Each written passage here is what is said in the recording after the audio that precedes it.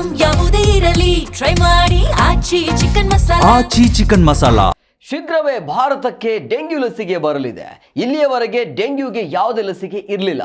ಆದ್ರೀಗ ಇದರ ಲಸಿಕೆಯ ಅಂತಿಮ ಹಂತದ ಟ್ರಯಲ್ ಯಶಸ್ವಿಯಾಗಿ ಪೂರ್ಣಗೊಂಡಿದೆ. ಲಸಿಕೆಯನ್ನ ಈಗಾಗಲೇ 40ಕ್ಕೂ ಹೆಚ್ಚು ದೇಶಗಳಲ್ಲಿ ಬಳಸಲಾಗ್ತಿದೆ. ಜೊತೆಗೆ ವಿಶ್ವ ಆರೋಗ್ಯ ಸಂಸ್ಥೆಯಿಂದ ಪ್ರೀಕ್ವಾಲಿಫಿಕೇಶನ್ ಕೂಡ ಸಿಕ್ಕಿದೆ.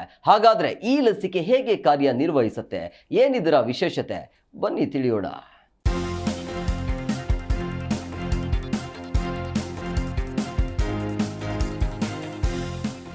ಭಾರತದಲ್ಲಿ ಪ್ರತಿ ವರ್ಷ ಡೆಂಗ್ಯೂ ಪ್ರಕರಣಗಳು ಹೆಚ್ಚುತ್ತಾ ಇದ್ದು ಅನೇಕ ಮಂದಿ ಇದರ ಪರಿಣಾಮವಾಗಿ ಸಾವನ್ನಪ್ಪುತ್ತಿದ್ದಾರೆ. ಇದುವರೆಗೆ ಡೆಂಗ್ಯೂಗೆ ನಿರ್ದಿಷ್ಟ ಲಸಿಕೆ ಲಭ್ಯವಿರಲಿಲ್ಲ. ಆದರೆ ಈಗ ದೇಶದಲ್ಲಿ ಶೀಘ್ರದಲ್ಲೇ ಡೆಂಗ್ಯೂ ಲಸಿಕೆ ಲಭ್ಯವಾಗುವ ಸಾಧ್ಯತೆ ಇದೆ ಅಂತ ವರದಿಗಳು ತಿಳಿಸಿವೆ. ಹೌದು, ಕ್ಯೂಡೆಂಗಾ ಲಸಿಕೆಯ ಅಂತಿಮ ಹಂತದ ಟ್ರಯಲ್ ಯಶಸ್ವಿಯಾಗಿ ಪೂರ್ಣಗೊಂಡಿದೆ. ಈ ಲಸಿಕೆಯನ್ನ ಜಪಾನ್ನ ಪ್ರಸಿದ್ಧ ಔಷಧ ಕಂಪನಿ ಟಕೆಡಾ ಫಾರ್ಮಾಸ್ಯೂಟಿಕಲ್ಸ್ ಅಭಿವೃದ್ಧಿಪಡಿಸಿದ್ದು ಹೈದರಾಬಾದ್ನ ಬಯೋಲಾಜಿಕಲ್ ಈ ಸಂಸ್ಥೆಯೊಂದಿಗೆ ಸಹಭಾಗಿತ್ವದಲ್ಲಿ ಲಭ್ಯವಾಗುವ ಸಾಧ್ಯತೆ ಇದೆ. ಇದೇ ವರ್ಷ ಈ ಲಸಿಕೆ ದೊರಕುವ ನಿರೀಕ್ಷೆ ಇದೆ. ಹಾಗಾದ್ರೆ ಈ ಲಸಿಕೆ ಹೇಗೆ ಕಾರ್ಯನಿರ್ವಹಿಸುತ್ತದೆ, ಯಾರು ಯಾವಾಗ ತೆಗೆದುಕೊಳ್ಬೇಕು, ನಿಜವಾಗಿಯೂ ಇದು ಕೆಲಸ ಮಾಡುತ್ತದೆಯೇ ಎಂಬುದನ್ನ ಈ ವರದಿಯಲ್ಲಿ ನೋಡೋಣ ಬನ್ನಿ. ಕ್ಯೂಡೆಂಗಾ ಎಂಬುದು 4 ರಿಂದ 60 ವರ್ಷ ವಯಸ್ಸಿನವರಿಗೆ ಡೆಂಗ್ಯೂ ತಡೆಗಟ್ಟಲು ಅನುಮೋದಿಸಲಾದ ಟೆಟ್ರಾವಲೆಂಟ್ ಲಸಿಕೆಯಾಗಿದೆ. ಇದು ಎಲ್ಲಾ 4 ಡೆಂಗ್ಯೂ ತಳಿಗಳ ವಿರುದ್ಧ ರಕ್ಷಣೆ ನೀಡುತ್ತೆ. 3 ತಿಂಗಳ ಅಂತರದಲ್ಲಿ 2 ಡೋಸ್ಗಳಲ್ಲಿ ನೀಡಲಾಗುವ ಈ ಲಸಿಕೆ ಇದೇ ವರ್ಷ ಭಾರತದಲ್ಲಿ ಬಿಡುಗಡೆಯಾಗುವ ಸಾಧ್ಯತೆ ಇದೆ.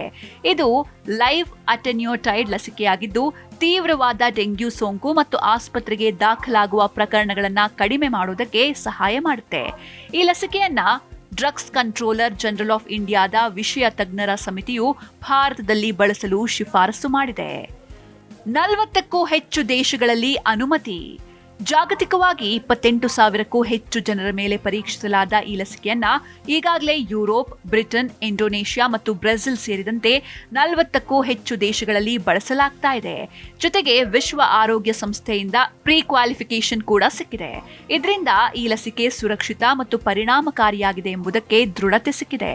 ಇದು ಭಾರತದಲ್ಲಿ ಬಿಡುಗಡೆಯಾಗುವಾಗ ಲಸಿಕೆಯ ಬೆಲೆಯನ್ನ ನಿರ್ಧರಿಸಲಾಗುತ್ತೆ. ಡೆಂಗ್ಯೂ ಸೋಂಕನ್ನ ಕಡಿಮೆ ಮಾಡಲು ಪೂರಕ. ಭಾರತದಲ್ಲಿ ಪ್ರತಿ ವರ್ಷ ಸಾವಿರಾರು ಡೆಂಗ್ಯೂ ಪ್ರಕರಣಗಳು ದಾಖಲಾಗುತ್ತವೆ. ಹಲವಾರು ಮಂದಿ ಈ ರೋಗದಿಂದ ಸಾವನ್ನಪ್ಪುತ್ತಾರೆ. ಲಸಿಕೆ ಲಭ್ಯವಾದ ಬಳಿಕ ಮುನ್ನೆಚ್ಚರಿಕೆಯಾಗಿ ಲಸಿಕೆ ನೀಡುವ ಮೂಲಕ ಡೆಂಗ್ಯೂ ಸೋಂಕನ್ನ ತಡೆಯಲು ಸಾಧ್ಯವಾಗುತ್ತೆ. ಈ ಲಸಿಕೆಯ ವಿಶೇಷತೆ ಅಂದ್ರೆ ಈಗಾಗಲೇ ಡೆಂಗ್ಯೂ ಆಗಿರೋರ ಮೇಲೂ ಇದು ಪರಿಣಾಮಕಾರಿಯಾಗಿ ಕಾರ್ಯನಿರ್ವಹಿಸಬಹುದು ಅಂತ ಹೇಳಲಾಗ್ತಾ ಇದೆ. ಪ್ರಸ್ತುತ ಪರೀಕ್ಷಾ ಹಂತದಲ್ಲಿರೋದ್ರಿಂದ ಜೊತೆಗೆ ಭಾರತದಲ್ಲಿ ಯಾವುದೇ ಲಸಿಕೆಯನ್ನ ಸಾರ್ವಜನಿಕ ಬಳಕೆಗೂ ಮುನ್ನ ಕೇಂದ್ರೀಯ ಔಷಧಗಳ ಗುಣಮಟ್ಟ ನಿಯಂತ್ರಣ ಸಂಸ್ಥೆಯ ಅನುಮತಿ ಅಗತ್ಯ ಇದೆ.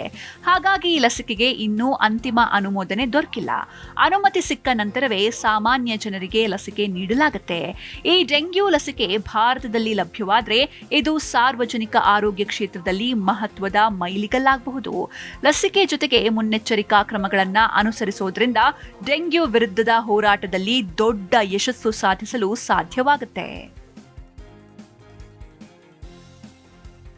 Bureau report, Zee Kannada news.